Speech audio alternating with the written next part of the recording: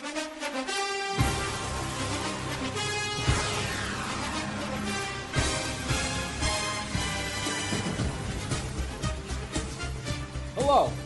and welcome to St. Francis's post-Super Bowl show.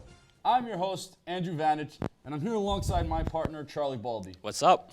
Before we begin, I'd like to tip my hat, literally, to perhaps one of the biggest comebacks I've ever seen in Super Bowl history. When things looked to be over, he just found the way to come back. I'm talking, of course, about the return of Spud McKenzie telling dealers to drink Bud Light. Welcome back, Spud. We also had an exciting game last night. What were your thoughts early in the game, and what went wrong for Atlanta? Well, for the whole week on Twitter, I was saying Falcons by 20 with the little lock emoji because I thought the Falcons were going to blow them out. And early on, it looked like that was going to happen.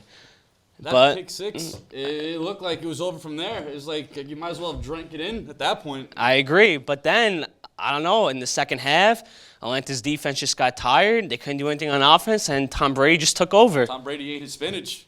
That's it. He was a new quarterback in the second half. And once you see him, bro, it's a wrap. Did you ever think you'd see a comeback like this in a Super Bowl, let alone an overtime Super Bowl? No, to be quite honest. But then you had Tom Brady on the other side of the ball, and you can never count out Tom Brady. And I know that for being a Jet fan for 21 years. So at the end of the day, I had a feeling. I doubted it, but it happened, and now I'm sad. Yeah, as well as the people who had finals in their Super Bowl boxes. There's a big controversy between, was it the fourth quarter or overtime? Or outrage, man. That's like 50 grand on the line. I agree. Tom Brady, hands down, earned this ring. Does he stop at 5, or does he have another 1 or 2 in him? I would say that as long as Bill Belichick's his coach, I think he has more than 2 left in him. The guy could probably play until he's 50 and still win another 5. But Let's whoa. Like, hashtag not my Super Bowl champions. I agree, but I don't know. It's just something about them. The luck is incredible. I mean, the catch by Julian Edelman, luck, and I'm not talking about the Colts QB, Andrew Luck. I'm talking about pure luck, and that's what this guy has. Luck like luck of the Irish. Right, correct. So, and that's all this Patriot team has: luck, and I'm sick of it. Yeah, man. Lady Gaga at one point held the Super Bowl hostage and used what I assume was witch powers to alter the alignment of the stars. I thought it was my beer. It was probably why the Pats won. She just jumped off the roof and into the stadium. What did you think of the halftime show? When she jumped from the roof into the stadium, I was a little concerned because I thought that she was probably committing suicide.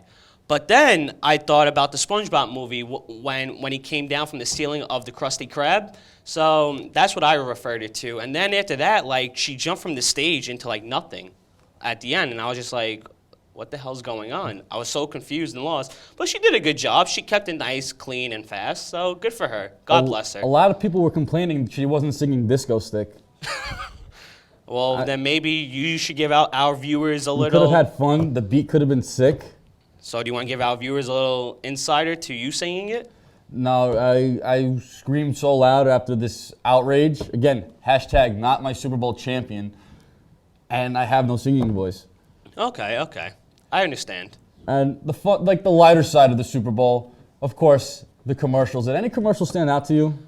2 of them did, actually. Really? The first one was the one with Cam Newton. Now, as we all know, Cam went 6-10 this year. And he got slapped last year's Super Bowl. Right, I agree. So now they have him juking out 6-year-olds because they have to make sure that their MVP, not my MVP, but the NFL's MVP, looks good. So maybe next year they'll have Matt Ryan juking out 7-year-olds. Who knows? There could have been a 6-year-old Von Miller getting that strip sack, but That's I guess true. They didn't have the time to get him. But now, when the kid caught the ball in the end zone, was that a catch? You see, there's a big controversy like they were talking about earlier this morning. His feet were not in bounds. I don't think That's so. That ball's out of bounds. Like, he's in the forest. Like, you can't score a touchdown in the forest. But you see, the ball forced him out of bounds, so I don't think that was a catch. Yeah, it's a big controversy heading into the offseason. So, speaking of the offseason, a lot of storylines, we still have the draft. We have till September to play. What will we be talking about in Super Bowl 52? We're going to talk about how the Jets went 16-0 and are going to win the Super Bowl. That's what comes down to it at the end of the day. I heard Von Miller was lifting weights during the Super Bowl because he's looking to sack Brady and reclaim his throne. Well, he can do that, and then when they face the Jets in the AFC Championship, they will lose because the Jets will have a quarterback. I don't know who yet, but they will have a quarterback, and that quarterback will lead them to the promised land. Well, unless the road goes through Denver. I mean, let's not forget, Tom Brady is 0-3 in the playoffs when he has to go to Mile High. Right, as I said, they could beat the Patriots and then face the Jets, in which they would lose. Well, we see. Well, that's all the time we have. That also concludes the football season until next fall. And Hi, guys. Hello. Eli Manning's the only quarterback to win twice against Tom Brady. Peyton's little bro. Until then, it's time to get ready for baseball. Only 8 days till pitchers and catchers report. Looking at you, David Gerwitz. If you're watching, take care, everybody. Let's go Yankees. Let's go, Mets. I hate you. I hate you.